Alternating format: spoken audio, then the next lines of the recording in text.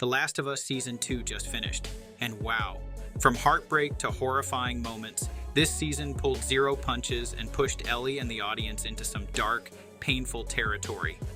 In this video, we're breaking down the entire season, what worked, what broke us emotionally, and what it sets up for Season 3 and beyond. So hit that like button, drop your final thoughts in the comments, and make sure to subscribe if you're down for deep dives, nerdy chaos, and a weekly emotional crisis. There are shows that entertain, and then there are shows that interrogate. The Last of Us has always belonged to the latter. From its very first episode, the series asked difficult questions. What is love in a broken world?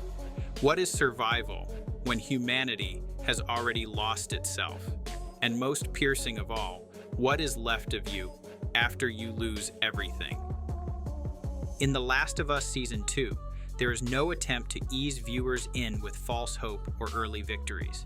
The emotional centerpiece of the entire story, Joel Miller, is taken from us in the very beginning. It is not a heroic sacrifice. It is not even a climactic end. It is brutal, unflinching, and almost anticlimactic in its execution. It hurts more because of how ordinary it is. There is no crescendo of music, no final monologue. Just a swing of a golf club and the world collapses for Ellie. The season picks up in the aftermath of that blow, but it does not move forward in the traditional sense. It spirals, like grief, like obsession. And in that spiral, it forces the audience to confront a rare kind of storytelling, one where the protagonist becomes increasingly hard to root for, and where the so-called villain begins to reveal shades of unbearable humanity. Unlike many post-apocalyptic dramas that rely on spectacle and shock, Season 2 weaponizes silence. It uses memory. It uses restraint. You are not dragged into another fight for survival. You are asked to sit inside the grief that lingers after survival has already cost too much. This is not a story about zombies. It is a story about emotional infection. What do you do when vengeance infects your identity? What do you become when love turns into a weapon? These are the questions that Season 2 chases, and it never once lets you look away. What makes the season so distinct is its refusal to offer moral clarity. There is no single thread of redemption to follow, no comfort in picking sides. The narrative unfolds like a long, painful question, and every time you think you have found an answer, the show hands you a mirror instead. Let's look at the themes in this season: grief, revenge, and the death of innocence, at the center of The Last of Us. Season 2 lies one of the most uncomfortable truths in storytelling. Revenge does not heal. It consumes, it deforms, it eats away at the person you were until there is nothing left but an introspective sound of fury. Joel, who ended Season 1 by dooming the world to save Ellie, now pays the price in full. And his death sets off a chain reaction that rips through everyone connected to him. Ellie is the most obvious casualty. Her journey in Season 2 is not one of growth, but of deterioration. Her light dims, her moral compass is cracked. Her sense of identity blurs under the weight of what she thinks she must do. But the brilliance of the writing lies in its refusal to cast her as a hero on a path of justice. What we witness instead is Ellie's slow, devastating unraveling. Every choice she makes, every life she takes, is another piece of herself chipped away. And the irony is that she knows it. You can see it in her eyes. This isn't what Joel would have wanted. But that no longer matters. She is past wanting to be saved. The central theme of revenge is mirrored in the structure of the season itself. Just as we are immersed in Ellie's point of view, halfway through, the narrative shifts. We are forced into Abby's world, the woman who killed Joel. It is a jarring transition, and deliberately so. For many, it feels like a betrayal, but this is where The Last of Us delivers its boldest commentary. Abby's arc is not about villainy. It is about guilt, loss, burden. Like Ellie, she is haunted by what she has done. She doesn't celebrate Joel's death. She survives it, and that survival becomes its own prison. The show introduces us to her life, her people, her relationships, and it does so not to excuse her, but to challenge us. If Ellie's grief is valid, why isn't Abby's? The theme of mirrored pain is everywhere. Ellie loses Joel. Abby lost her father.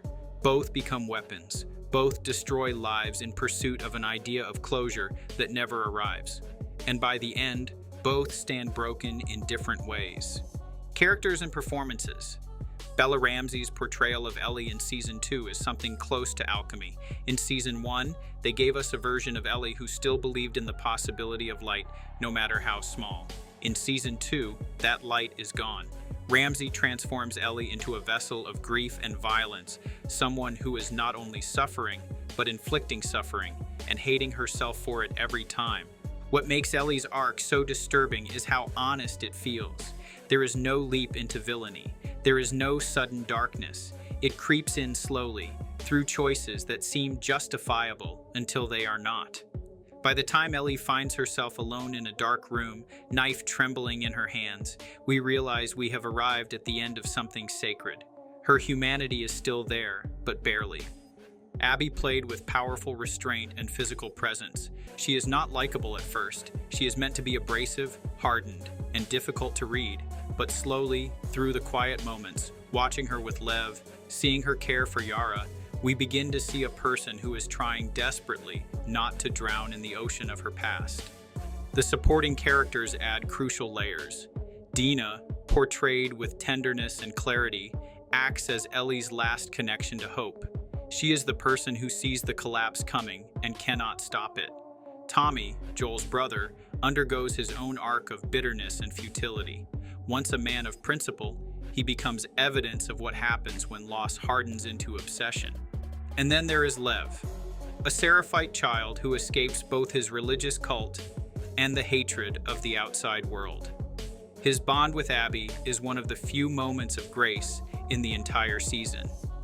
Through Lev, we understand Abby's final choice.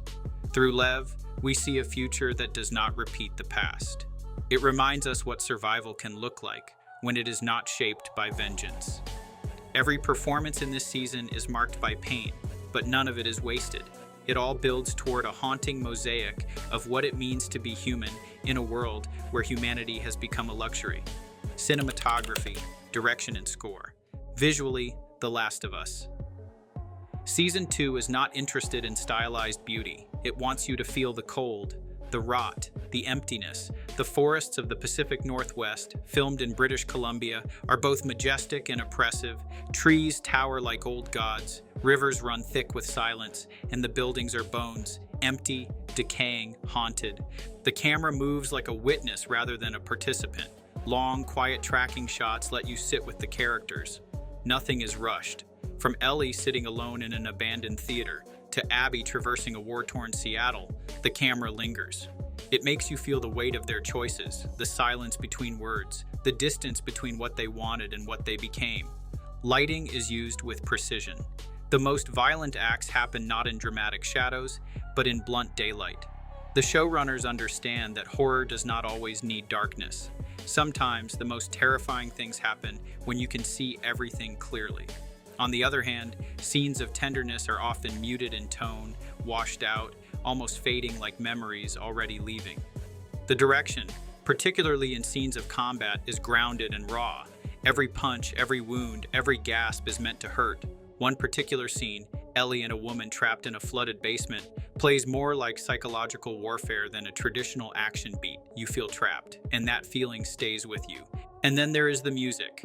Gustavo Santaolalla returns with his signature minimalism, and his score remains one of the most emotionally devastating soundscapes in modern television.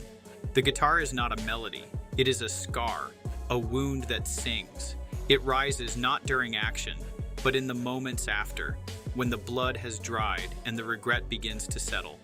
Even the ambient sound design is masterful.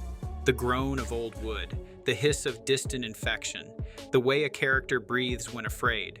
It all adds to the illusion that you are not watching this world, you are inside it. In Season 2, the world itself becomes a character, and its language is silence.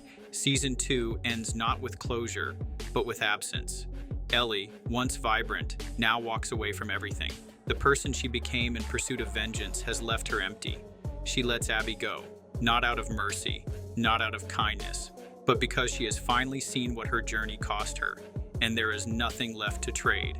But the brilliance of The Last of Us Season 2 lies in its audacity because it does not cater to fan expectations. It does not offer a clean arc or a digestible morality. It challenges its viewers to live inside discomfort and accept that some stories are not about becoming a hero. Some stories are about surviving the consequences of love, and that survival is not romantic. It is bitter, it is cold, it is lonely. In refusing to compromise, the show achieves something rare.